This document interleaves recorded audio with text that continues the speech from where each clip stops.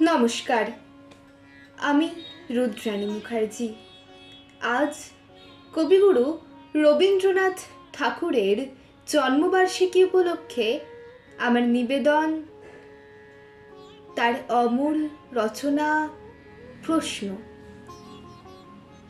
ভগবান, তুমি যুগে যুগে দূত পাঠায়েছ বারে বারে দয়াহীন সংসারে। তারা বলে গেল ক্ষমা করো সবে, বলে গেল ভালোবাসো, অন্তর হতে বিদ্বেষ পেশনাশ।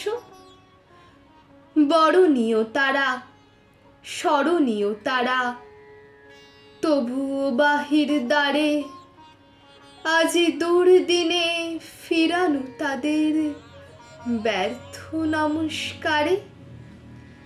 আমি যে দেখেছি গোপন হিংসা কপট রাত্রি ছায়ে হেনেছে নিঃসহায়।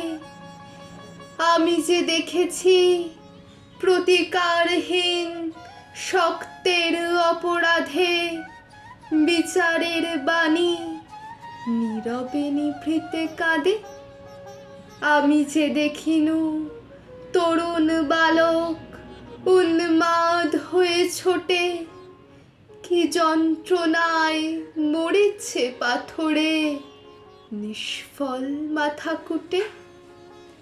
কণ্ঠ আমার রুদ্ধ আজিকে, বাঁশি সঙ্গীত হারা, অমাবস্যার কারা লুপ্ত করেছে আমার ভুবন দুঃস্বপনের তলে। তাই তো তোমায় শুধাই অশ্রু জলে, যাহারা তোমার বিষাইছে বায়ু নিভাইছে তব আলো। তুমি কি তাদের ক্ষমা করিয়াছ? তুমি কি বেসেছ ভালো? ধন্যবাদ।